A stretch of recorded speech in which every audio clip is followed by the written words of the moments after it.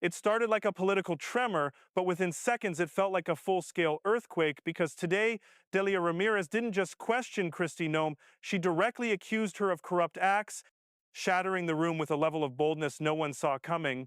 And then, in a moment that stunned everyone watching, she went even further. She demanded Noem's resignation on the spot. Whether you agree or disagree, one thing is clear. This confrontation has ignited a firestorm, raising questions and tension across the country. So let's get into what really happened, because what unfolded next shocked even the experts. Thank you, Chairman. Secretary, it's good to see you. I'm going to go straight to the questions because I have a lot of them. Let me start just following up with Congressman Goldman about judiciary. Do you agree that the judiciary is a co-equal branch of government and it is your obligation as a member of the executive branch to honor decisions made by the highest court of the land? Yes or no, Secretary? We are Yes. abiding by all federal judges' orders, absolutely. So yes, it's a co-equal branch of government. Okay, well, let me ask you a follow-up question to that. Do you agree that Congress is a co-equal branch of government and it is your obligation as a member of the executive branch to honor legislation and appropriations duly authorized by Congress? Yes or no? Yes, that's why Thank I'm you. thrilled to work Well, for let me the ask you the president that is follow-up question enforcing here the because I laws. have a lot of them. Do you agree that Article 1 of the Constitution gives Congress the power of the purse? Yes or no?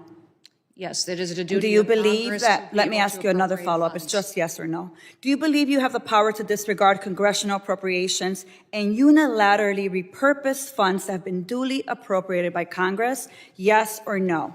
Ma'am, we are not doing that. So the We are answer to using you is dollars no. as to All how right, they well, were it was a yes appropriated. or no, We're ensuring the Secretary. Let me programs have continue. integrity. Interestingly, you said no. But since you've been Secretary, you have repeatedly disregarded the law. You have illegally impounded funds that Congress appropriated and that your branch of government must implement pursuant to the law. Yet you've closed offices established in law, including the Office for Civil Rights and Civil Liberties, the Office of the Immigration Detention Ombudsman, the Office of the Citizenship and Immigration Services, and you've canceled contracts for programs authorized in law, including shelter and service programs and citizenship and integration grants. You've obstructed and roughed up members of this committee as they attempted to conduct congressional oversight, and then you vilified them. But my question is, if they were so bad, why were they allowed to go in after to conduct oversight? Let me just continue. You redirected funds to terrorize our communities. You created taxpayer-funded political propaganda campaigns to terrorize families and children who don't sleep at night because of the terror of those commercials that you are putting out there. You hold sick, disrespectful press conferences in my state where, let me be clear, you are not welcome. You corruptly used emergency authority to avoid procurement to make Trump's private prison donors richer by directing $45 billion for them to expand ICE detention centers. You defunded work to address real threats to the homeland, all while you pursued college newspaper editors, labor leaders, and even a Harvard scientist who failed to declare frog embryos at the airport.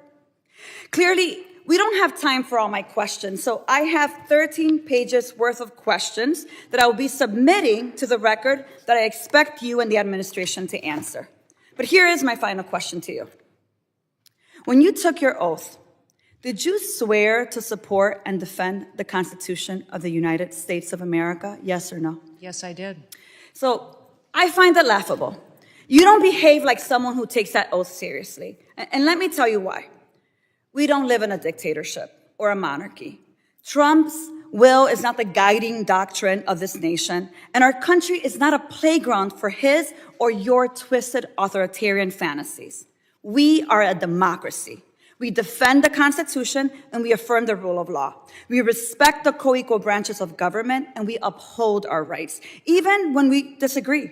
The foundation of our nation is based on a core set of constitutional rights upon which our prosperity, our pluralism, and our peace depend on it. You, however, have been leading this work for 116 days, and in that time, you have profiled and dehumanized our neighbors. You've betrayed our constitutional commitment to due process. You've deported United States citizens. You've undermined the courts, you've broken the law, you've engaged in corruption, and you've weaponized the immigration system to violate civil rights. As Senator Murphy perfectly stated, your department is out of control, but you're responsible. It began with the kind of electric tension that fills a room before anyone says a word, the kind that makes even the air feel heavier, as if something explosive is about to unfold. Delia Ramirez stepped forward with the energy of someone who had crossed a silent threshold, someone no longer willing to hold back.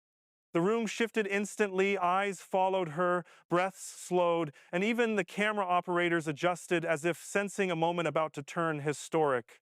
Her voice carried a fierce clarity, not loud but sharp enough to slice through every layer of political comfort. She didn't warm up, she didn't hint, she opened with a direct accusation of corrupt acts tied to Kristi Noem, delivering the claim with a level of conviction that froze the space in place. It was the kind of moment that turns a hearing into a battleground, a simple statement into a shockwave. What made her words even more gripping was how deliberate they felt. Every sentence seemed fueled by months of frustration, analysis, and a deep belief that silence had already protected too much. As the accusations rolled out, they didn't feel rehearsed, they felt released. Staffers exchanged glances, members shifted in their seats, and an unspoken recognition spread. This wasn't political theater anymore. This was a direct confrontation with stakes that stretched far beyond the walls of the room. Kristi Noem's reaction was subtle but telling, the tightening of her jaw, the stillness in her posture, the kind of defensive calm that signals someone bracing against a blow without wanting to show impact. Two philosophies of leadership stood face to face, one demanding accountability, the other insisting on resilience.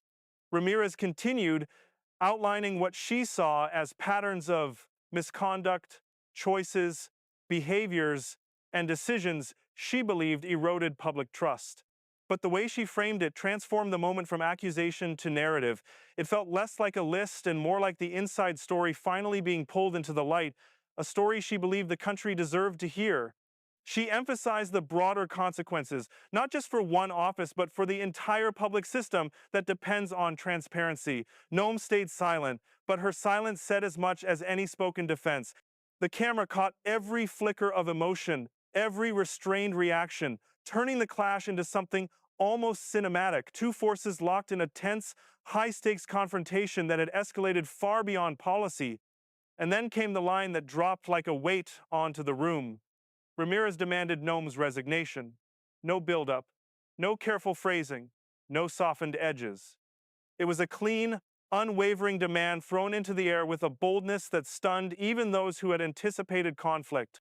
A shockwave rippled through the space, some stiffened, some stared, some simply froze, unsure whether they were witnessing a courageous act or the start of political wildfire. Noem didn't flinch outwardly, but the tension in her expression deepened. Her silence became armor, whether out of strategy, restraint, or sheer refusal to give the moment more power, no one could tell. But that silence, paired with Ramirez's explosive declaration, created a clash of energies that felt too charged to ignore. The intensity of the exchange revealed something beyond the accusations themselves.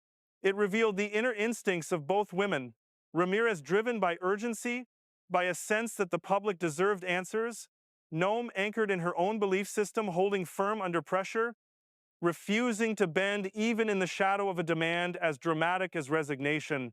This wasn't just politics, it was human conflict laid bare. Ramirez spoke with the urgency of someone tired of watching misconduct slip through cracks. Noem responded with the composure of someone who felt wrongfully targeted.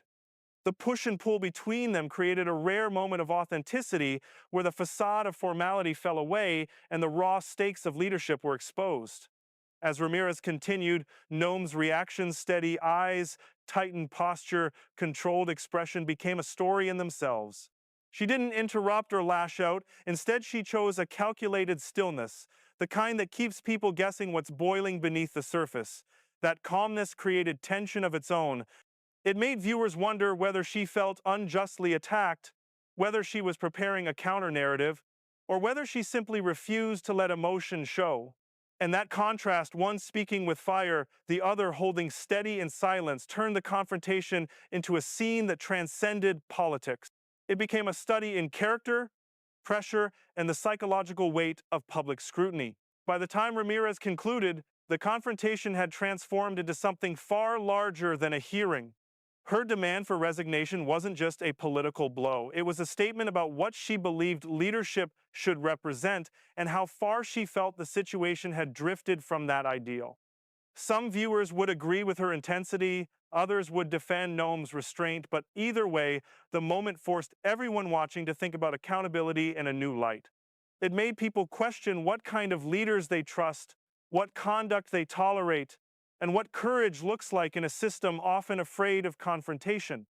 And in the end, one thing was certain: this moment will echo far beyond the room, because when a challenge this bold enters the national conversation, it doesn't fade, it grows. And the real story is only just beginning.